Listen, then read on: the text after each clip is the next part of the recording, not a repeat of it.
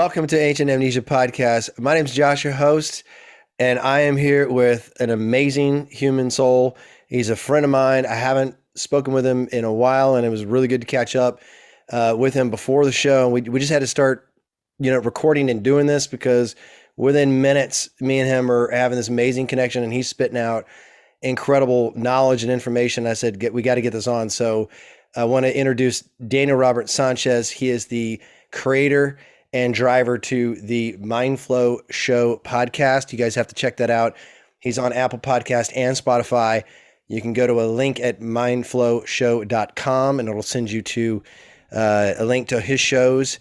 And I got to say, I mean, I've been listening to it, and Daniel actually approached me when he was getting into this stuff and asking some podcast advice because he knew I was doing some things, and I was blown away. I mean, this man has been packing so much amazing information in his head, and there's that moment that he just has to get out, and he decided to put it into a podcast, and we're going to talk about some of the things that he's doing, and he's really helping people. So I really appreciate all his work. I hope you guys will look at his stuff and get addicted like I am. Daniel, how the hell are you? Thanks so much, buddy, for coming back on. I really appreciate you reaching out to me, and I feel honored to give you this opportunity just to talk because you got a lot of really cool things to say. So thanks for coming on. Hey man, thanks for the invite. And before we get started, I just want to say thank you so much for inviting me, period. There aren't a lot of people in my circle where I can just have conversations like this. And it's like a light shining when you're reaching out saying, hey, let's get together and let's chat. So I really appreciate it. It gives me the juice. It gives me some fire. It gives me something to talk about outside of the show, because a lot of that stuff is what I do to keep my mind right. And I like to share it too. So I'm a writer, creator, and, deep down, I like to help. So that's pretty much what the show's about, really. Just how much can I put in little bitty episodes where you can get as much value as you can, kind of like a snackable, something that you can eat on your lunch break and still get your 500 steps in and then go clock back in, So I really appreciate it. Thank you so much for giving me this opportunity. That's awesome, Ben. I mean, we're really excited to basically unpack your mind a little bit because, this stuff that you're talking about, what we talk about on our show, this show, is this ancient esoteric kind of philosophical side of who am I, where do we come from, the soul's journey and dreams and death and all of these really cool existential topics. And that's great. And, and I constantly am quoting, science philosophers and ancient philosophers and, Marcus Aurelius, one of my favorites, Stoic philosophy, these kind of things, because to me, it's pervasive knowledge that is timeless, and it doesn't matter, what stage we are on the planet, whether there's rockets and ships and spaceships, or there's just horse and chariots. Everyone really has these same experiences, and we all like to think that, we're so advanced, but some of the concepts that you're laying out on your show are something that is very ancient. It's been going back from the very beginning of human experience, and one of the hardest things for us to do as individuals as we embark on this journey here on the planet is to deal with our mind and understand our mind and be able to somehow relate it to our personal experiences. And I think that's probably the best thing that comes out of your work is the simplicity by which you are unpacking this stuff and you're relating it to daily experiences in a very bite-sized form. And I find it, very, very useful and healing for a lot of people. And I'm sure a lot of people are definitely being affected by this. But I wanted to ask you because there had to have been a moment in your personal life that generated all of this effort that you're now, embarking on. And can you tell us maybe a little bit of like an origin story and where you're from and, how you came about getting into all of this stuff? Yeah, man. So I'll give you my version of my Batman origin story.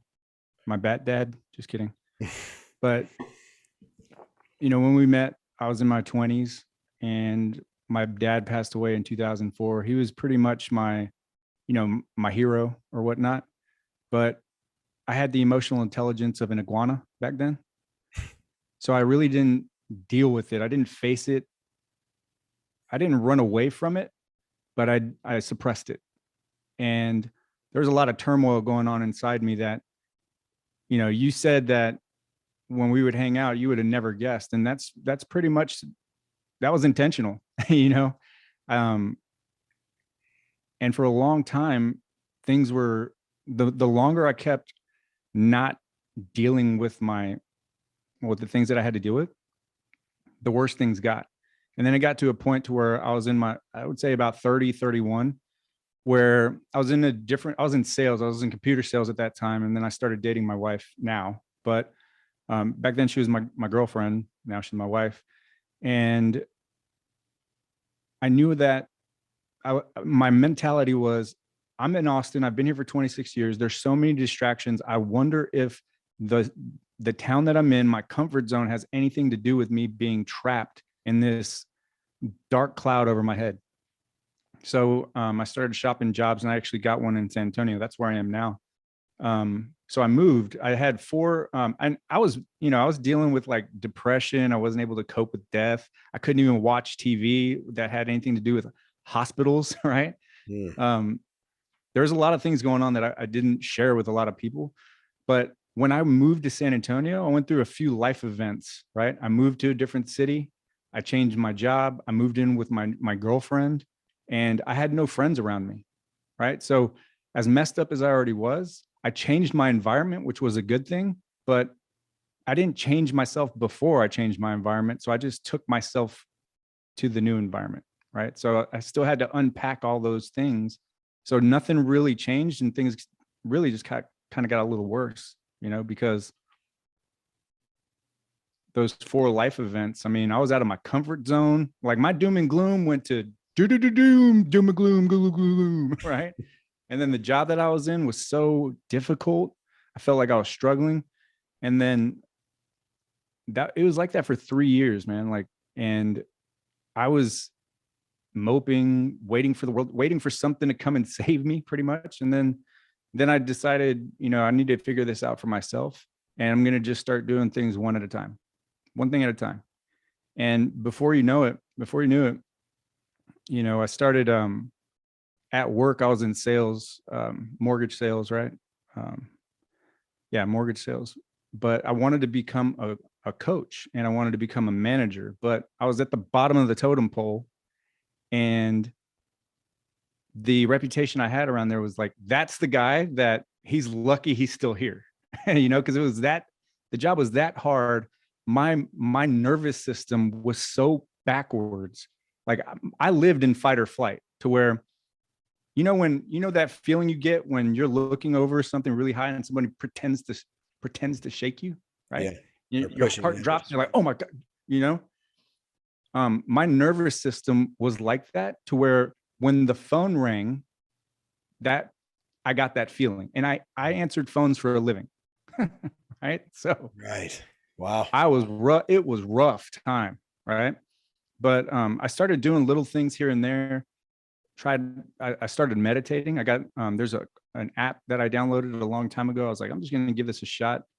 It's called Calm. Right. It's real popular right now, but in 2013, 14, it was brand new.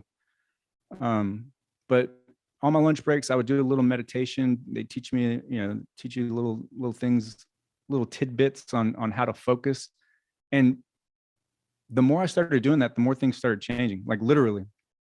And then there was that moment where I knew that it was going to get even harder at work, and I was still at the bottom of the totem pole. And I was like, if I want to be a coach, if I want to be a manager, I got to step my game up. Right. So I started listening to podcasts. I still listen to it. It's called Coaching for Leaders. And that's kind of the show that I got my motivation for my show. Because when I listen to Coaching for Leaders, every person that goes on that show wrote a book about something to help a manager learn how to overcome, like leadership stuff. Like if you need to learn how to have difficult conversations, they would have somebody who wrote a book about how to do that in the corporate world, right? So I was learning stuff like that every day. I'd go home, I'd listen to it over and over, and slowly I started getting better at work, right? Like who would have thought learning helps you get better a little bit, right? It's crazy, man. I would never guess it, right? And then I started having like these paradigm shifts, right? I went from the guy at the bottom of the totem pole to like being the leader on the team. And then the team started doing really well. And then people started coming to me to learn certain things. And I was coaching them and I wasn't even a coach yet. And then by the time I was ready to apply for coach, I was already I was already coaching people because I was doing that for about a year, listening, learning, right? And then I ended up getting the coaching position. And while I was on paternity leave, um, we had a baby, right? So I go on paternity leave. I get the job. Like my job started the day I started as a coach, but I was on paternity leave, right? That is weird dynamic, right? But um, and then check this out. This is the crazy thing about it, because I worked my tail off to get that position, and I'm talking worked. I worked really hard, learned a lot, got this position that I was busting my tail for so long, and then about a year after I got it, the company I worked for laid people off, and my position as a coach was kind of gone. You know, chalked up to managers needing to coach. And at the same time, I was going to college, University of Incarnate Word, San Antonio. They're paying for my school, and I was doing the coaching thing. And then I got laid off.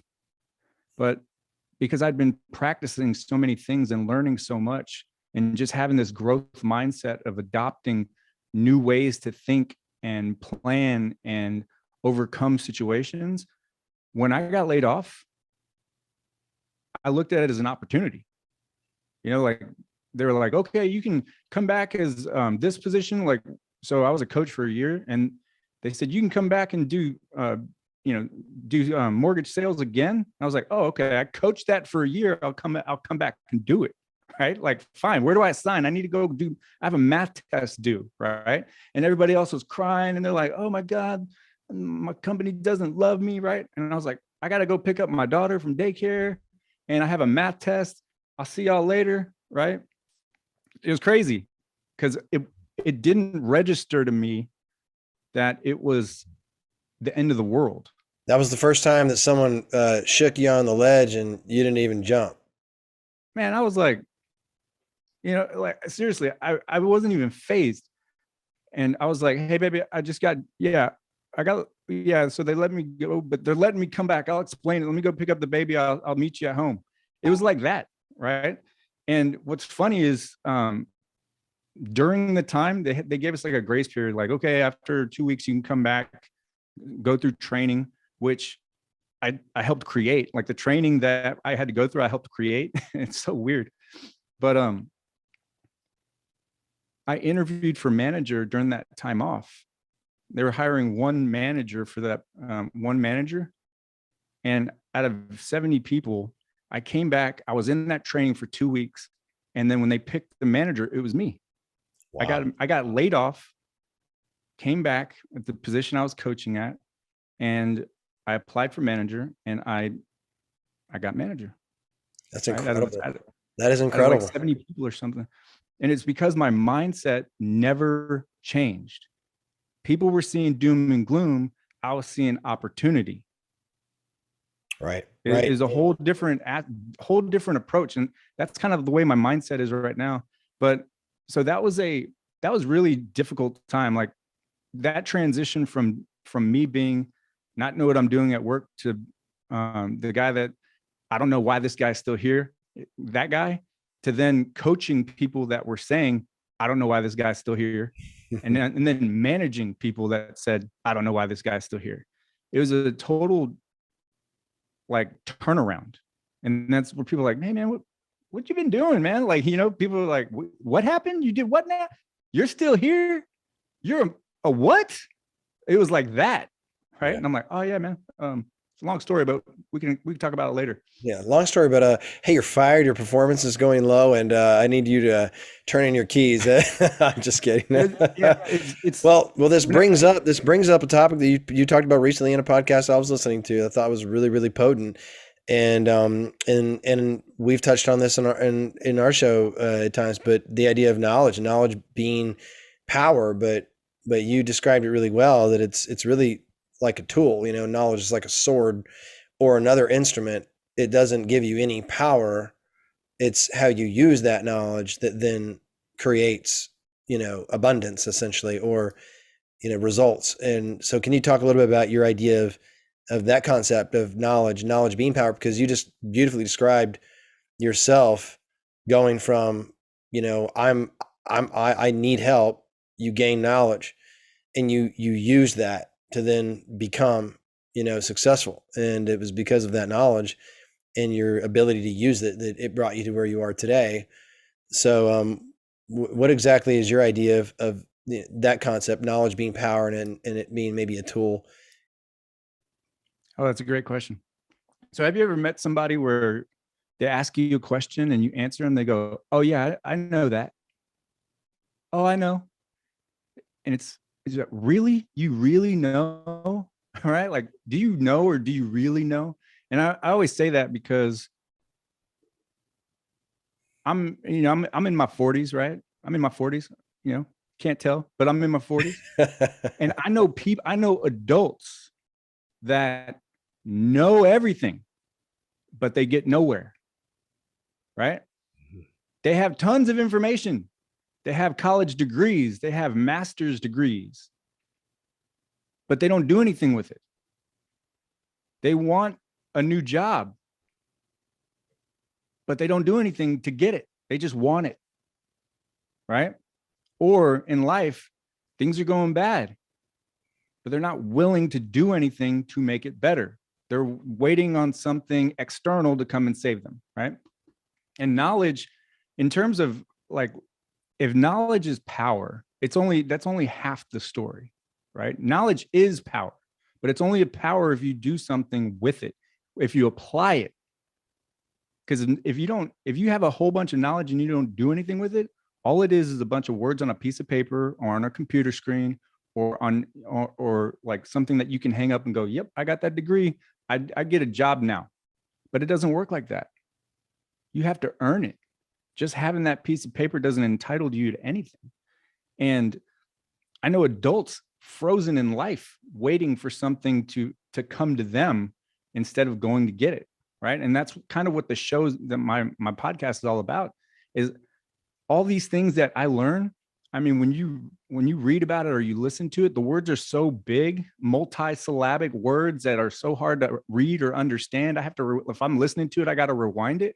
But the whole point is to simplify it so easy that a fifth grader, or simplify it to a point to where you can tell a second grader and they can explain it to a fifth grader. And now we're on to something, right? Yeah. Because Amen. now it's in plain English, not doctorates. That's right. Terminology, and people just check out.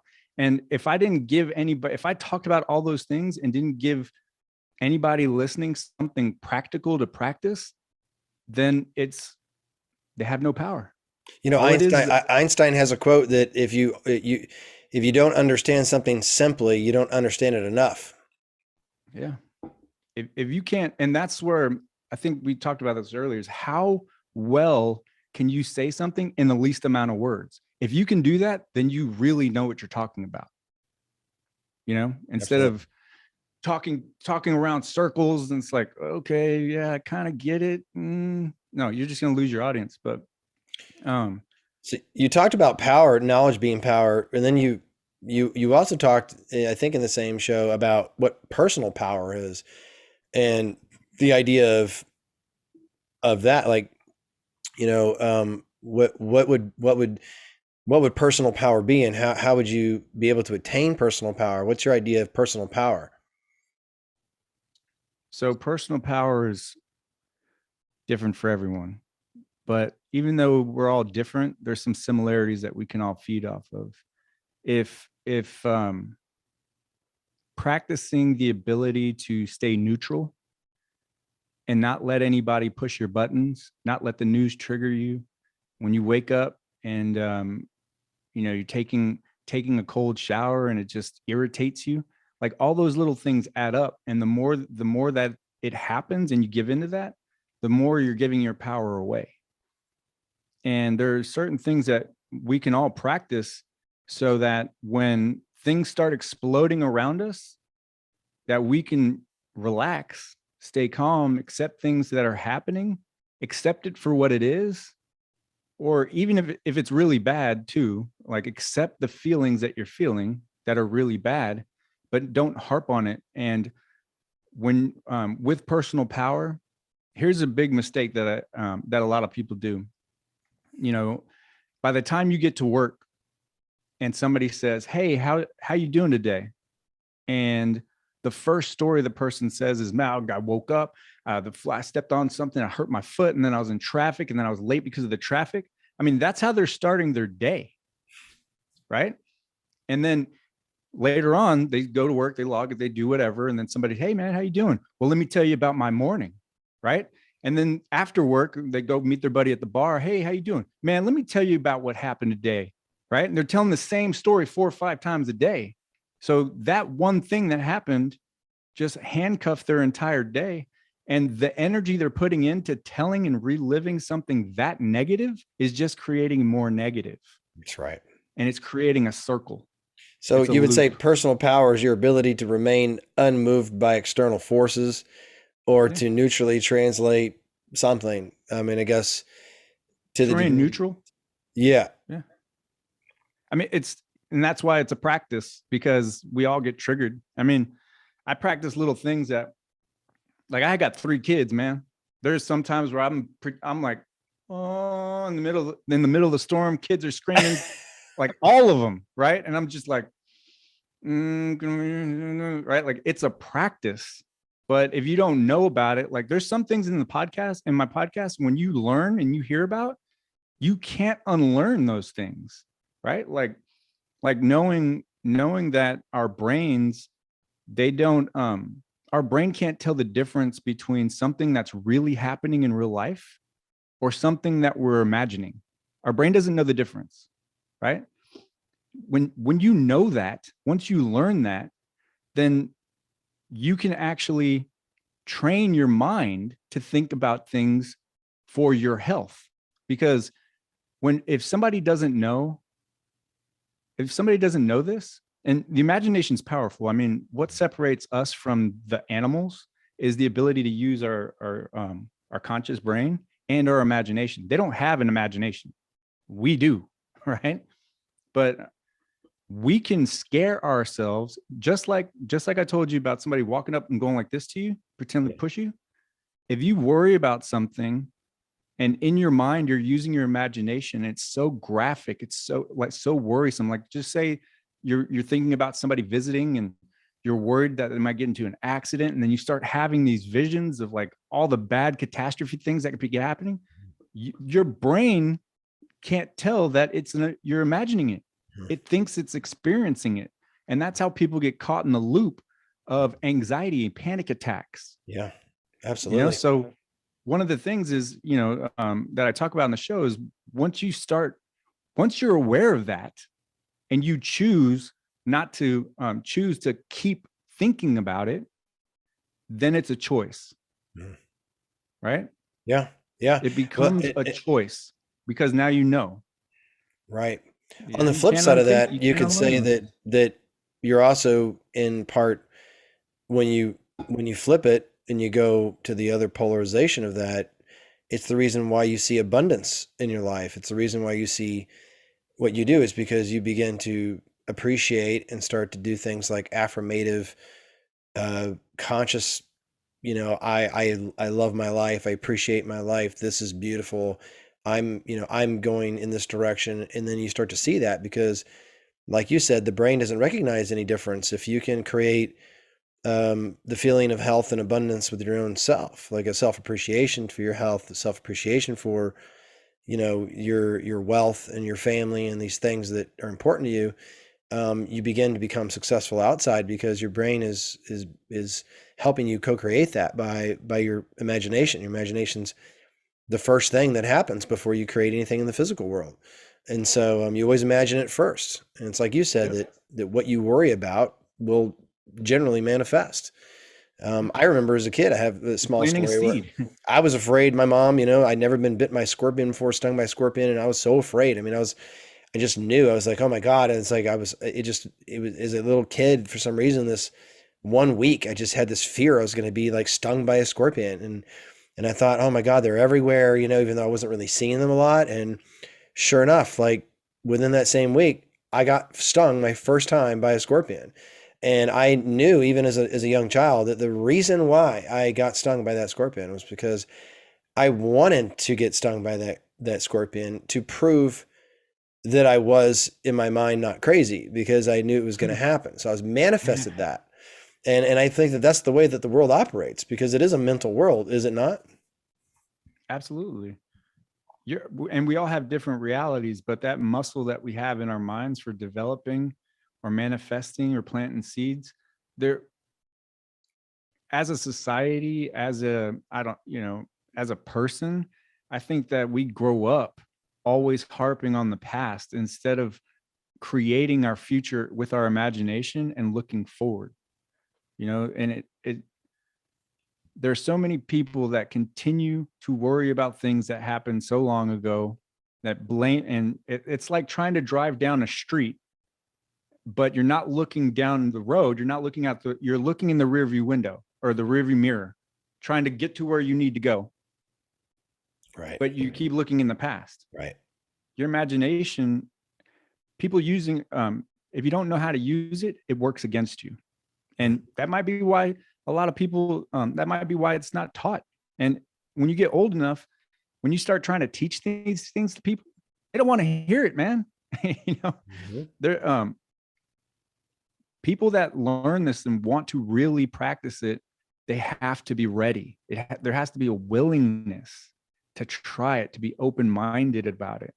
And until then, it's like me hanging out with you. You're talking to me about your books, and I'm like, oh man, that's great. Pass me another beer, please. You know what I mean? Yeah. I just wasn't ready to receive That's those right. messages, you know? And That's that's right. why it's like when you try to force it on somebody, they resist. You know, 95% of the things that we think about each day are carried over from the day before.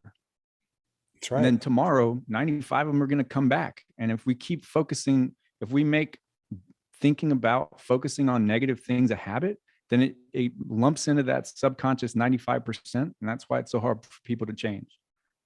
They want to change consciously, but subconsciously it's programmed into their mental programming, and they can't figure out why they can't change. That's right. I was talking to a client about these things, about how the reason why people are catalyzed to change, there's obviously trauma that happens, and that tends to be probably one of the biggest things that takes an ingrained programmed brain to snap out of it. But there also is this natural, what I call just curiosity, because without curiosity, there is no drive for anything. I mean, even anything on the surface, like you have to be curious enough to learn to be good at anything. You have to be curious about something to get into anything. Curiosity seems to be one of the foundational universal laws that by which all free will has to basically engine from, right? Because if free will is great, like let's say there is a creative force and hey, you can do whatever you want. Well, if there's no curiosity, that creative force doesn't even want to create. So you do have that curiosity that I think is really important. Like you, when you were in your experiences, like you knew that you had to be curious about something. When you get into the Wayne Dyers or some of the guys in your mentors that you looked up to, you were curious enough to find them, curious enough to search, and then from that you then got the tools you needed to then make the change. And that's such an important piece, don't you think?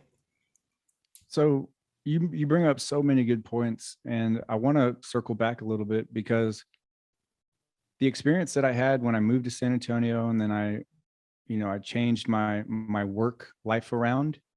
That's just one part of my story. I mean, a year and a half after my daughter was born, that was the business side, the career side, the leadership side of me that I was developing, like a really strong muscle in leadership. That's why I was able to, jump a few stages so quickly. But a year, I would say when my daughter was about a year and a half old, she got really sick.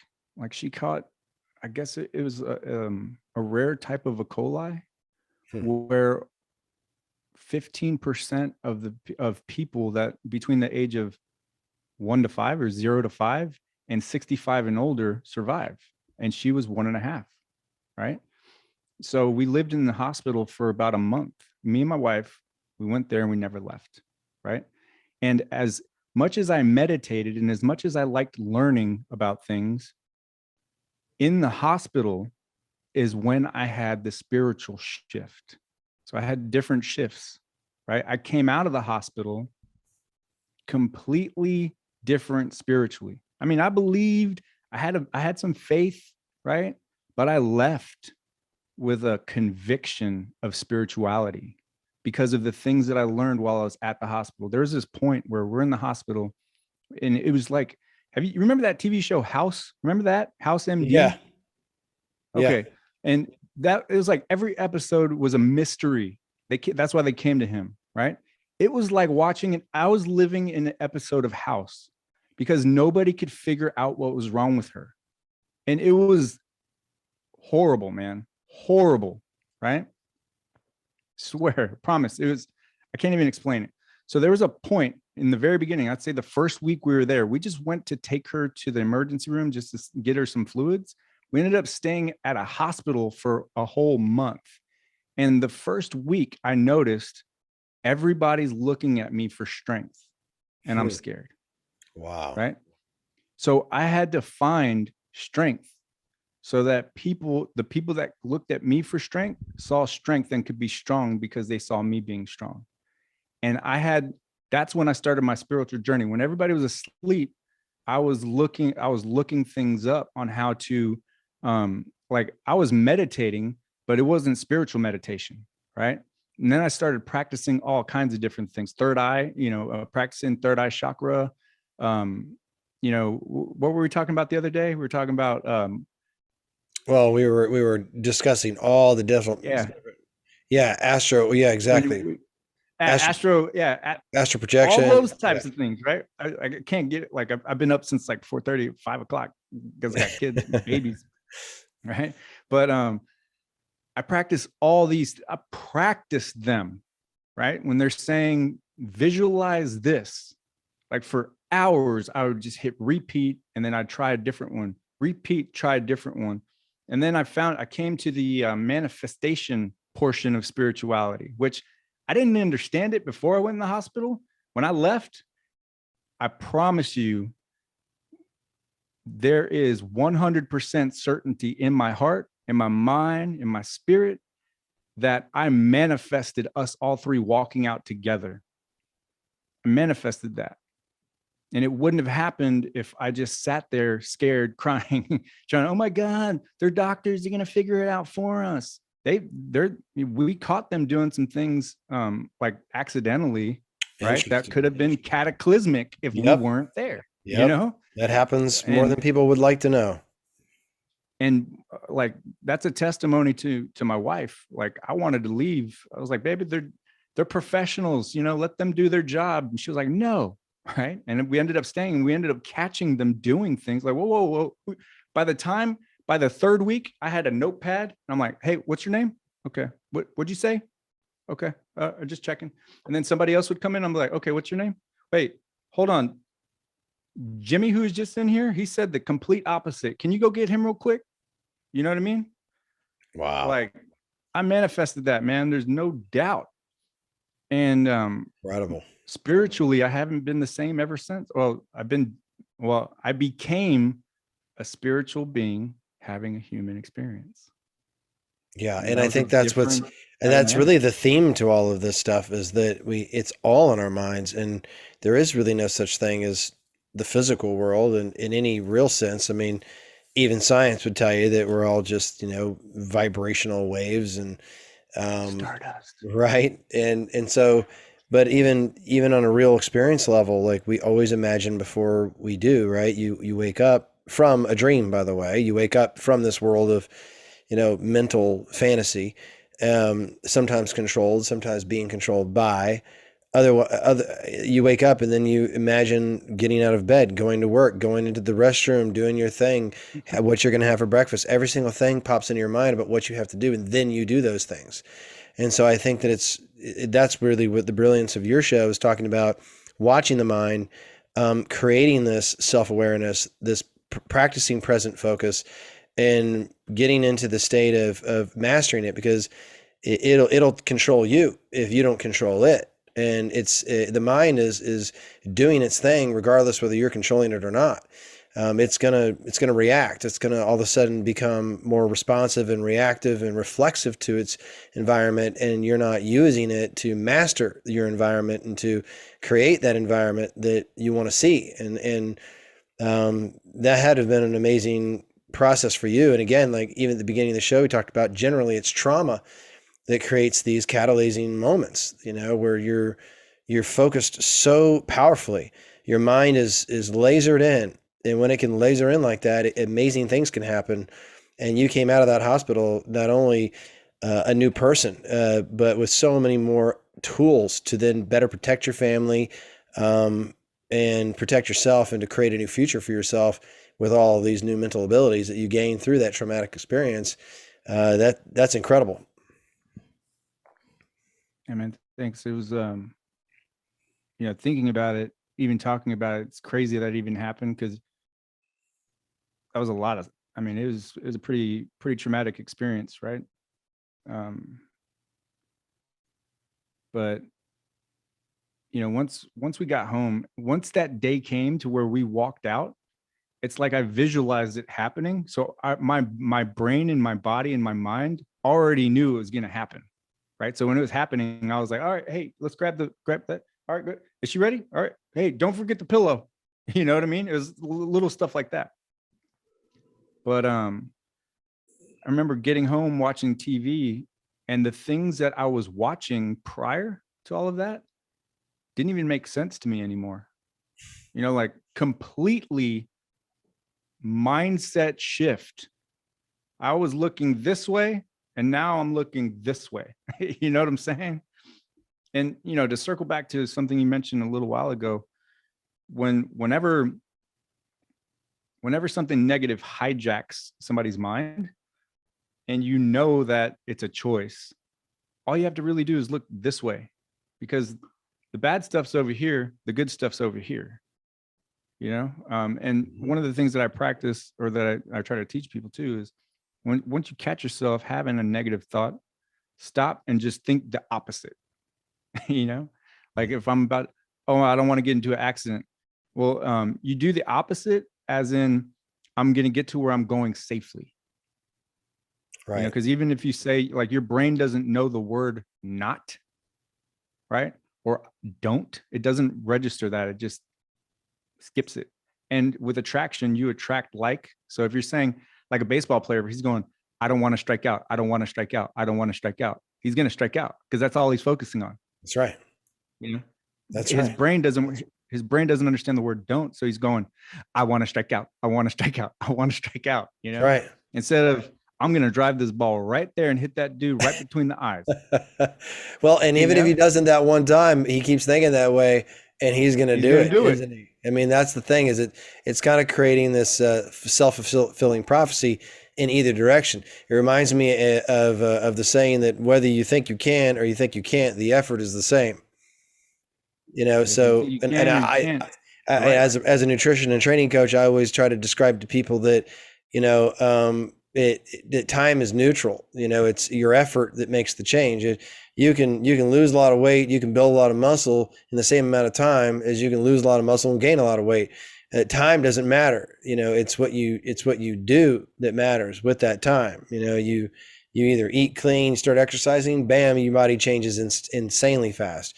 You go the other direction, bam, your body changes, insanely fast too. The speed, time is neutral. It's really more about your perspective and how you walk, and that's what I like, because you remind me, and I kind of said this to myself, is that you remind me of a tour guide that's exploring daily experiences and helping people unpack the mental processes of why, what, and how it's affecting us, but you're doing it in a situational way, and you're able to translate that into just basic stuff like you talked about, just the arguing over traffic, or what's your daily experience, because this stuff is common to all of us. I laughed. There was a guy that I listened to, and he said that you can actually become an ascended master if you can go 30 days in LA traffic without thinking one negative thought. because traffic is something that even me, I find myself like I just get so mad at the human race over that kind of trivial stuff, like people driving too slow, not doing their thing.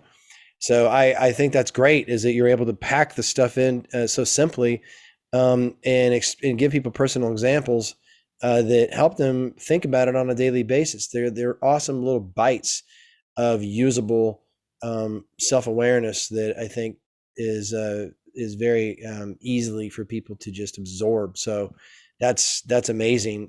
Is there anything? There was one thing that you talked about recently on a show about the science, spirituality, and universal laws, and that is fascinating to me because I think that's that standard by which people are framing their Reality. reality.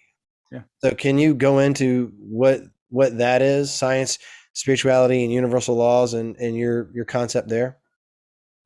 Yeah. So I kind of study all types of different things, and I'm not just focused on one thing. And I study, the science of the brain fascinates me, and spirituality, changed my life. And the law of attraction has always made me curious, right? And they're different to a point where if you meet people, they would hang their hat like primarily just on one. They believe, they're not spiritual or religious at all. They believe only in science, or they're really spiritual or they're religious. Those are different, by the way. They're not the same. They're spiritual or religious, and they, science doesn't trump their beliefs. And law of attraction is kind of like spirituality, but it's a universal law that people believe in. Like I think there's 12 universal laws, and regardless if you're scientific or spiritual, that law exists like gravity. you know. So what fascinated me is that as different as they are, science, spirituality, and the law of attraction, or the universal law, the law of attraction, they all share a common theme, and it has to do with the way you think. What you focus your energy on is what you get in life. What you focus your energy on is what comes back to you. Your brain, right? And for people that are science based, I can have this conversation easily, right? People that are spiritual based, I can have this conversation easily. Right now, I'm talking broad about all of them because they're all. I read all of this in a Bruce Lee quote, right? Like one Bruce Lee quote had all three of them in one spot, and it blew my mind, you know. But they all share that one element, that same thing. It's like the fabric of, it doesn't matter if you only believe in science or spirituality. It just is. It just is. Mm-hmm. Absolutely. And it's a belief, right? It's all about focus, and it's all about energy. What do you choose to give your energy to? And if it's negative, it's going to suck the energy out of you. If it's positive, it's going to give you life. That's why you still look so young and GQ. You know what I mean? I appreciate that, man. I know I've talked to some people, and I laugh because my family, I've always been into this. I've been into this since I've known you and way before, and they used to always say, "Oh yeah, you're young, you wait, you wait, you're young, you wait." Well, now I'm in my 40s, right? So I I I go out to them now, and they're like kind of scratching their head, like, "Well, we kind of thought this dude would look like shit by now." I'm like, "No, man, I told you this is the long game for me. I'm gonna eat good. I'm gonna, and that goes into it, right? Because that's what you're talking about is how you're translating your reality, and you get what you put out. If you honor, my personal view, and I tell this to my clients, is that you have to have a deep philosophical appreciation for the gift of life, the vehicle you were given, and whether you have a belief, like you said, there's people that believe all kinds of things, and your belief will frame your reality. But if you give yourself the belief that whether you created this body or whether it was given to you, it doesn't matter. Like, it's about honoring that and seeing it as an opportunity. I always tell my clients, it's like your dad is giving you one car and saying like, listen, this car is going to last you your entire life. Like you have to keep this thing running clean. You got to change Check the the oil. oil. You got to change the belts. You got to make sure everything's good, and it'll last you a long time. And you see those cars, right? Those 50s classics, and they drive down the road. It doesn't matter if there's a Lambo next to it. You're looking at that 1950s car that is completely restored, looks brand new, like it was 1955, on the street, rolled out of the factory.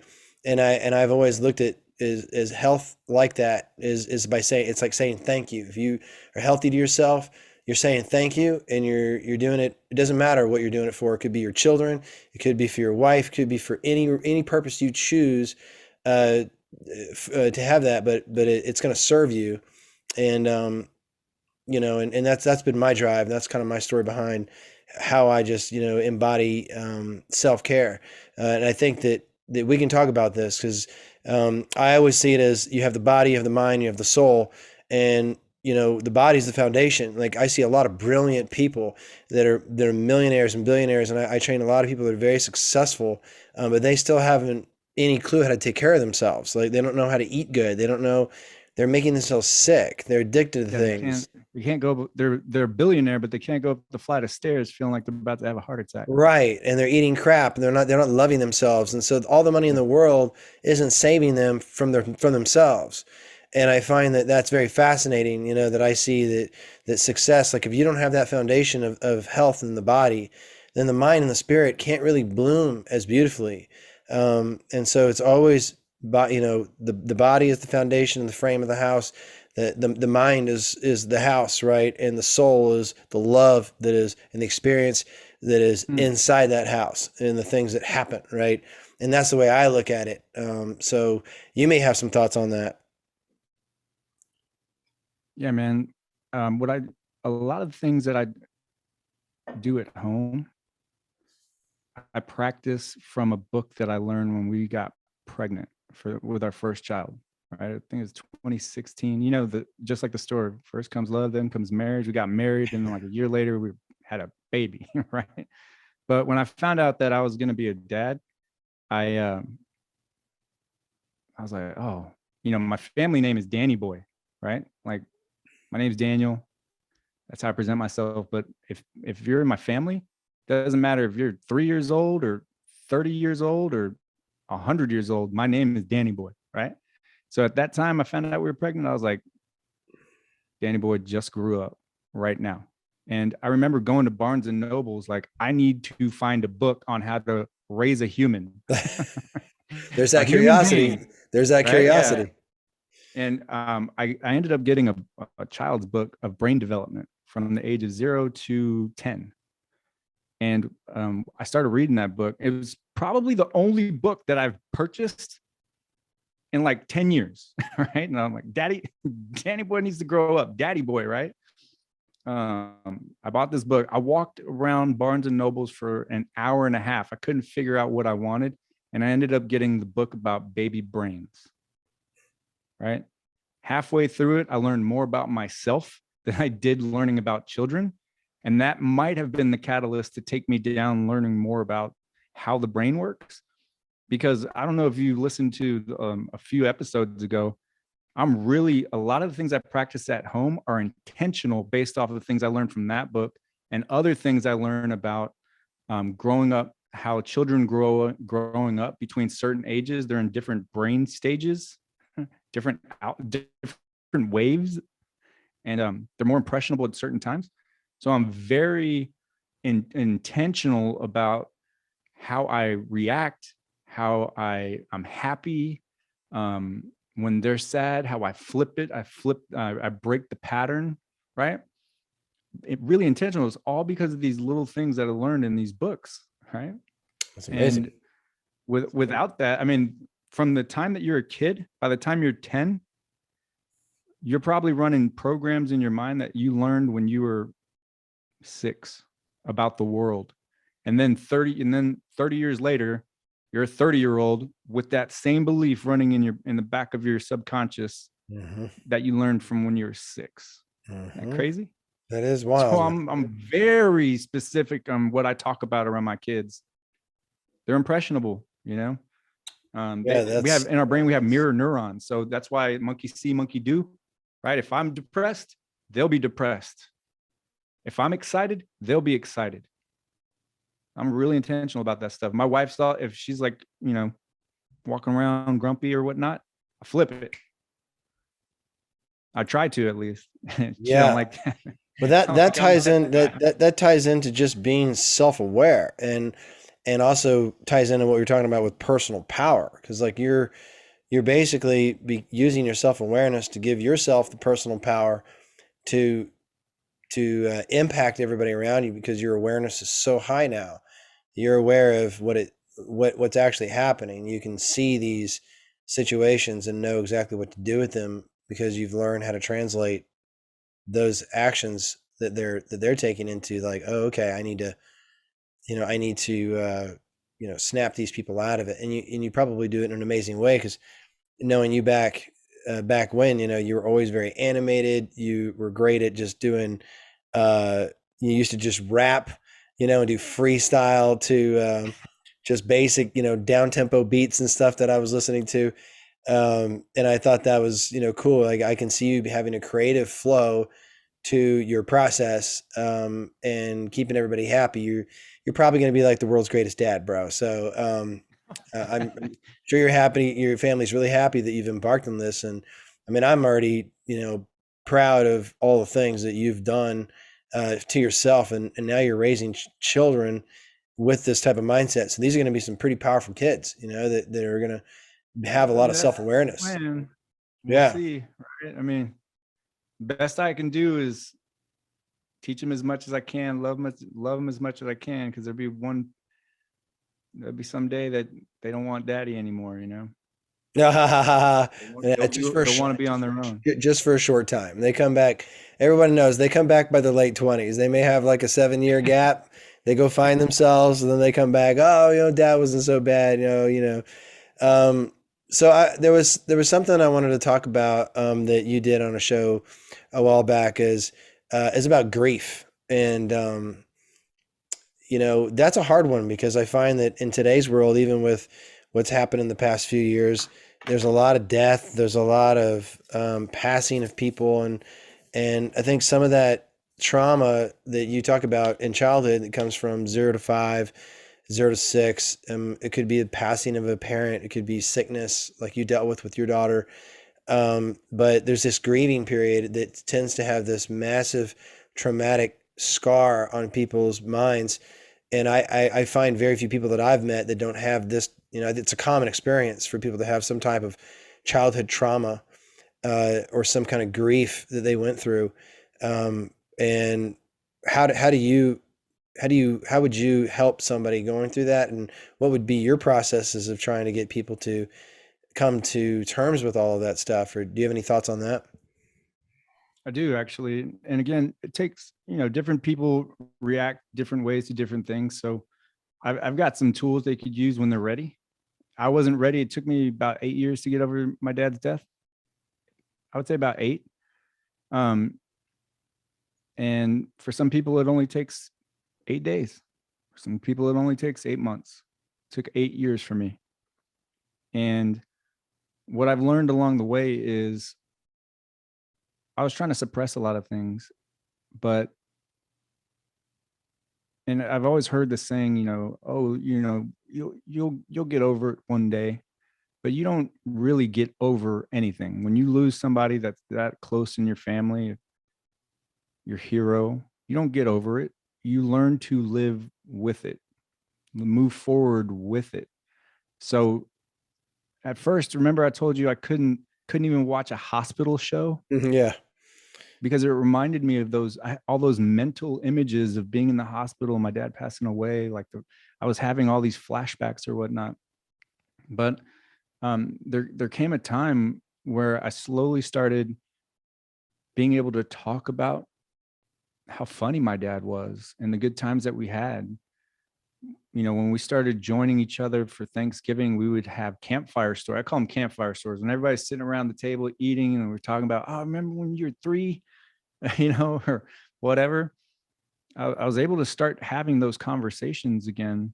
And then that spilled over into work too. And my dad, I mean, he's from New York. My dad was New Yorican, about 6'2", New Yorican, right? My mom's like 5 foot from Mexico. So my dad's Puerto Rican, my mom's Mexican. I was born in Puerto Rico, but I was raised in Texas, right? So I coined myself, I'm a Mexican. I was gonna But say, is that Puerto Mexican, or it's a yeah, Mexican? I mean, what is that? yeah, I had to I had to figure out something that just sounded good together. It's Mexitexarican, You right? gotta throw the Texas in there, bud. Mexitexarican. And um, That's funny. that episode, I've made tributes to my dad for ever since I was able to talk about it, right? That episode's a tribute to the passing away of my father and going, hey, this is an episode for anybody that has to deal with grief right now. And one of the reasons why I started Mindflow show was because I was learning all these things. I had people coming to me. I was teaching people things to go out in the world and cope with all the madness happening. And I needed a bigger platform. I was like, you know what? If whenever there's a time, it's now, because somebody's looking for help. And my wife is tired of me going, hey, did you know, you know, did I ever tell you about this? And she'd look at me and go, I'm pretty sure I have no idea what you're about to say right now. Right. Because I was always learning stuff. But yeah, and so just being able to make an episode about my dad, like grieving, I even tell stories about my dad in it. My dad was funny. He had some really good stuff going on.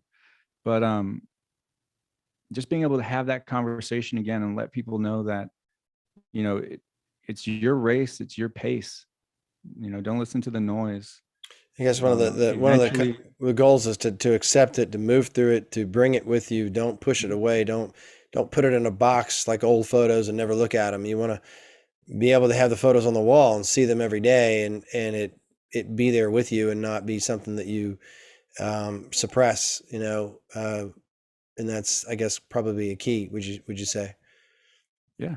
I mean, if you try to resist the memories, resist the feelings, all it creates is more.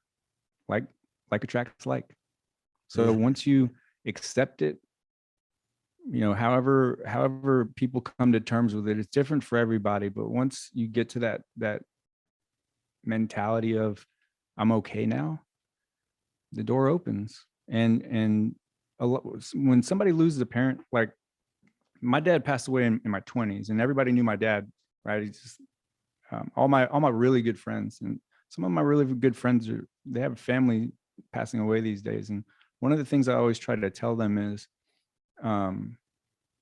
physically, your dad isn't here anymore, but he's with you all the time. All you have to do is close your eyes and you can see him smiling at you.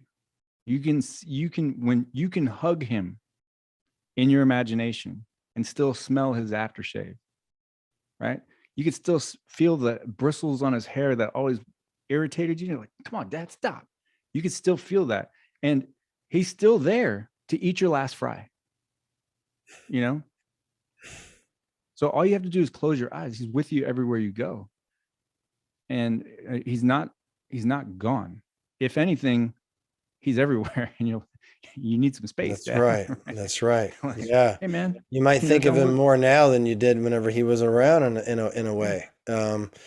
Wow, that's powerful, man. And and that's, I think, the beautiful thing about life. We talk about this in our show about, and you talked about it, that one quote of we're not humans having spiritual experience, we're spirits having human experience, and that idea of devolution of the soul. And we come in and we have this forgetting of where we came from. Like the angel fell from heaven that lost all his memory of heaven, and he wakes up confused, like, where am I? What is this place? And we all have to kind of discover ourselves, and we're impacted by our upbringing, impacted by these environments, and we self-develop. What makes it so even to the angel as he dies and reawakens and realizes that it was this journey that he went on. What's still so beautiful about it is that you're never that same person, and that the people that played those roles in your life, it was such a unique experience, and it was a unique time and a unique moment. It doesn't just happen all over again the same way. Um, if there's this idea of reincarnation or this coming back or this journey of souls that is continuous, it's still different every time, and you're a different person every time. And that's where I think the value is to the moments, is that's why you should look at every moment, every experience, every conversation as something unique and something beautiful, because it's never going to happen again that way. And it's never going to happen exactly that moment in that space in time. Right. And so, that's why we should start looking at every little thing as a special moment. And like you said, shift your mindset to this sucks to what a great opportunity, like, Yeah. oh, Well, I'm stuck at in this traffic. time, Cool. I have an opportunity to learn something or whatever. so I'm a real big believer in repetition, right? That's how you get better at things. Practice doesn't make perfect; it just makes progress, I guess. But when you practice things over and over, you want to get to a point to where it becomes a habit. And sometimes I don't even realize that I'm in the middle of a storm and I'm thinking about something beautiful in that moment, because intentionally I look for those things so that the storm doesn't throw me off balance. Like a perfect example is when I'm feeding my baby, right? Like daddy got to feed the baby. Mom is cooking dinner. The other two girls are around me and they're just going bananas because I'm not working anymore. And they all want my attention. They're all screaming, right? And it's so frustrating. But at the same time, I find moments to think and realize, and 20 years from now, these are the moments I'm going to miss the most. When Right. they're kids, and even though they're yelling and screaming, and my oldest Scarlett, she was the one that had the issues in the hospital. She's frustrating me all the time sometimes, but every day with her is a blessing, and I remember that, especially when things get tough. She's a blessing, man. Yep. And they all are, but I mean, that's something that strikes home. And when they're all screaming, I'm like, oh man, I try to go in my mind and find the most beautiful green looking tree I can find. That's a thing. Like when I look out windows, I'm weird this way. When I look out windows, whether it's in my car, whether it's at work, whether it's at home, I will look out and look at all of the trees and try to find the greenest tree, the the one that I think at that time has the most beautiful color, intentionally, right? And it's even cooler when you do that when all the trees are dead except for the one you find, because you just found the beauty around all of that. That's right. And that's a habit now. I don't even notice I do it. I'm like, ooh, look at that tree. My wife's like, what? Who cares? Right. Like they're all dead. I'm like, not that one. Right. Look for the positive. you know?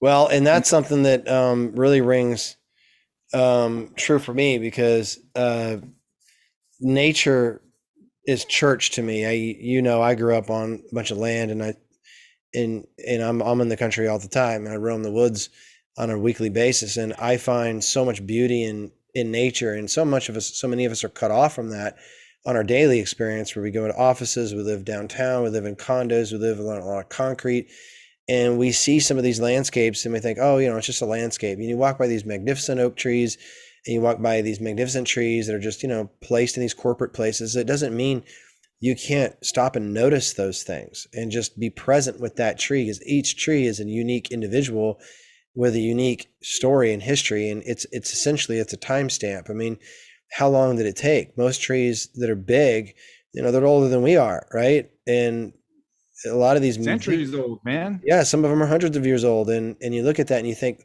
if anything, it teaches you patience and perseverance.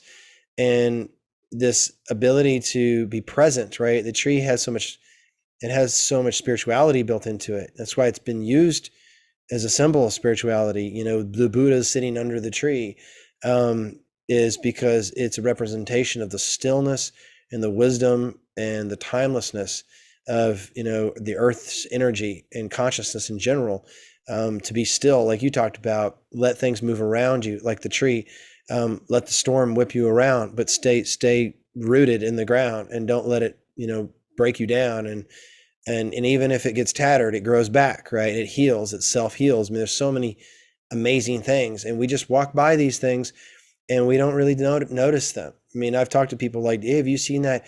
They say, oh, I work at, you know, Merrill Lynch downtown. I'm like, oh my God, did you see that massive oak tree that's like right there in the courtyard? They're like, yeah, I think, like, I think so. Yeah. You What? mean the one by like where people smoke the cigarettes and like hang out? I'm like, yeah, dude, it's like massive. It's like a 350-year-old live oak. I mean, that thing's been growing, you know, and like, I don't even work there. I just go down there and I'm like, holy shit, look at this tree. Look And, at this and tree. Yeah. these people work there and they don't even notice it. It's like right in front of them. They're probably in their minds about something that, you know, isn't important. And they have that opportunity to, like you say, just stop and look and be present. And there's a lot to be said about that. You know, just being present. And that actually goes into something I do want you to talk about, which is practicing present focus. Like you have a show on that, on self-awareness, and that's the first step that you say to coming into yourself, but also how do you begin practicing that focus and watching the mind and mental attachment and these ideas? What's some of your advice on those topics? Man, I like to unpack that in so many different ways, but I want to approach it from the angle that there are so many people that once you say the word meditation or mindfulness, they check out because it's not a Western thing, right? It's more of an Eastern thing. So things that you can do practically around the house. The best thing to be aware of are the thoughts you have that put you back in your comfort zone, right? I need to go outside. I need to go jogging or whatnot, right? Let's just say I need to go run down the street. I need to, get some more exercise, walk for 20 minutes, do whatever. Make it a goal. The next day comes around, you start looking for your shoes, and then those, what are they called? The Slippers? mental blockers Oh, start kicking in. yeah. Mental blockers start kicking in, and then you start making excuses like, oh, you know what? It's too cold outside, or I'll do it later, right? Right there. That's your awareness. It's that voice that you have telling you not to do something that you told yourself you would, right? That's one way of doing it. And more times than not, you can identify that throughout your entire day. That's why a lot of the times I say, just practice, notice this once today, right? Because if you try to tell somebody to do it for a week, they won't even try it. You say once, we might be getting somewhere. You know what I mean? That's a start. But like I have this thing where every year I stop something to practice my self-discipline. And I started it back in, I think it was 2014 or whatnot. This year is I'm not going to eat after 9:00, right? And we have all these mental programs that once 9:00 starts kicking around and I put the girls down, I have all of these habits that are running back in my subconscious mind, even down to when I'm washing dishes. When I'm done washing dishes, the first thing I do is open the fridge, right? Before I'd be like, what's going on in here? What can I find that I want to munch on right now, right? And then I'd close it, and then I'd go back upstairs. And then later when I'm watching TV, I say, you know what? I'm going to go downstairs. And so I still haven't eaten past 9, but that conversation I have with myself is every single day. That's right. Every single day when I'm walking down the stairs and it's past 9, I'm like, man, what's in the pantry? You know what? I'm going to have a glass of water, and I'll go back upstairs. I don't even have the conversation with myself. I just do the opposite, switch the mindset. That's right. And that's a practice now, right? So this year was that this year so I'm going to do it for a whole year and decide whether or not I want to keep going or not. But last year I stopped drinking soda, like anything carbonated. There was a like the episode, I have it all broken down, but man, I've stopped. Remember, I used to smoke cigarettes, right? That's right. I stopped smoking cigarettes. I stopped vaping. I didn't drink beer for an entire year, but I substituted. I drank wine. I became a wino. And then the year after that, I was like, I'm not going to drink any alcohol this year. And I did it. It's crazy. So each year I kind of pick something, Yeah. because that's that self-discipline muscle That's right. that That's right. when motivation runs out, what next? Self-discipline. If you don't constantly work on that self-discipline, anytime you get tired, lazy, you don't have enough energy, boom, you're back in your comfort zone, and whatever your alter ego is gonna say, nah, man, just lay on the couch, man. You can go jogging later. That's right. That's amazing. And that's again, that's what I love about your work is that it's so practical. You're talking about something as simple as not eating after 9 or a soda or something simple, because people think that in order to make these massive changes in their life, these huge mental shifts, that it takes all of this, big time thinking work. It doesn't. It starts with cleaning your room. It starts with making your bed every morning. It starts with disciplining yourself to start with the smallest little things in your life, and then all of a sudden moving out into these bigger spheres. And I think that's really the key to your presentation of this kind of self-help sphere that others are involved in, is that you're able to take something very powerful and not water it down, but simplify it, so that when you take something very, it's like a storage chip, right? It used to be the size of a giant room. Now we have this little itty bitty thing that can hold a terabyte. You're able to hold a terabyte worth of value of philosophical knowledge inside these little tiny spaces that help people consume them and eat them, because it's very easy for them to then move outward with that new, because it gives you power. Once you do attain that, you then gain power, personal power. Yep. And then you demand something of yourself that's even greater. Like, I have a greater demand for myself. I tell this in the nutrition world, that once you achieve a certain level of fitness, like, you kind of demand to maintain that. And and to you, right, it's a standard by which you begin to live by, right? So you have to start small. With a client, it could be, you're never going to be, above 100, 250 pounds or whatever. Now you're never going to be above 200. Now you're never going to be, and these are the goals by which you use to change people's lives. And I think that's great. So I think everyone should go check your stuff out. I want to continue having these conversations. I want to unpack a lot of your stuff. I haven't listened to a lot. I mean, I've heard a lot, but you have a lot. So I want everyone to go to mindflowshow.com. I want them to go to the Apple podcast. I want them to go to Spotify and search your name, Daniel Robert Sanchez, and get into your work, because it's so accessible, easily digestible, and beautifully said. I mean, you have such a silky smooth voice. I mean, you've always been a really good guy. You've always been someone that people like. You've always had a lot of friends. You're very personable, and you have a great social awareness. You're a very high EQ individual, and I think that takes a high EQ to really break this down. And I think it's way more important than an IQ, because EQ is where people really need to have that intelligence, the emotional intelligence, controlling their emotions, understanding their emotions, and putting them into very practical, pragmatic, processes that they can then achieve a greater personality. They can achieve greater life and greater relationships out of learning all these things. So I want to say thank you for coming on. And if you have anything else that you want to plug, or anything else you want to tell that people are listening to this, please do. But I want to, if you don't mind, I would love to be having these conversations more often, and pump out a lot of material, because I think this is an aspect of our podcast that we would love to continue to explore and expound on. So thank you. Hey, you're welcome, man. Just sign me up. Where do I sign? I'm sure. I take action. That's one of the things I practice at work. I take drive results. You know what I mean? So one thing, I love knowledge. I love information. I love learning. I love philosophy. Right. But when you have a whole bunch of information and you don't take any action, then all you have is a bunch of philosophy. Right. So to make knowledge power, you have to literally learn it and then apply it. And then it becomes power. Right. One thing I do want to plug on my podcast episode, um,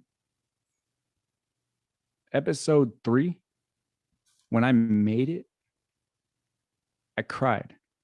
It's everything that I love about being artistic, being a writer, being creative, being a storyteller, trying to help people. It's called The Year of the Comeback. And it's my favorite. And I made it. It was the first one I ever wrote, which is different than everything else.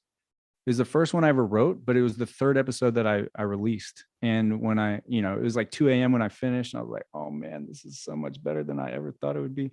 But I don't have very many episodes that are like that. So I always tell people when they want to start listening, listen to that one first. It's pretty impactful. It says 2021 in it, the year of the comeback. But I mean, the principles in it, they're universal. It goes for every year. You can relate to it every year, especially this year, especially last year. It's just anyway, that one's probably my favorite, and it's not like all of the rest. So Year of the Comeback's probably the one that if I could make all of them like that, I would, but I can't. Well, Or I probably I can. feel it, man. I listened to the past few or 3 of them recently, and like I said, there's always that unique. I feel like that when people listen to your show, they immediately feel like they know you, that you're familiar to them, you're a friend, and that's what makes it so impactful because you're not coming at it with so much, brainy, let's overthink the process. It's really about feeling and listening and becoming more self-aware. You can hear it in your voice. You can hear the fact that you've been through these things. You're still going through them. You're presenting this as a participant within the work, and that throughout your shows, I'm sure that we will see your own self-development roll forward, not only through your presentation, but from your experiences that have yet to be had, that you will then use. You'll become the alchemist, and you'll use those experiences, and you will make some gold out of them, right? And one of my Man. favorite one of my favorite sayings is flowers grow out of shit, and flowers, you give women flowers, right? You give people Yeah, flowers because they so funny. smell amazing, right? But they grow they grow out of the most disgusting thing that's on the Oh planet, right? man, Like, that is so good. and so it's funny because that's right there, yin and yang, right? Flowers grow out of shit. Yeah. So, so anyway, I do want to say thank you so much. I had an awesome time, and I'm sure I'll be tapping you for another show really, really quick. So thanks again for coming on. And everybody go to mindflowshow.com, check out his work on Spotify and Apple Podcasts. Also, I'm going to be putting this on ancientamnesia.com, probably on the BitChute channel, and also on the YouTube channel very, very soon. So stay tuned for that. And please check out those sites as well, as they're just going to lead you down some rabbit holes. And of course, we are always investigating mysterious clues that lead us to uncover the true story of our untold origins. And we will be continuing that. But we do want to keep this kind of work going because there is a philosophical and personal side to all of this stuff. And this knowledge that Daniel's pumping out is ancient. He's just putting it in a way that we can consume it in a modern lifestyle, and I think that's really the key to it. So please stay tuned. We'll be back. Thanks for watching.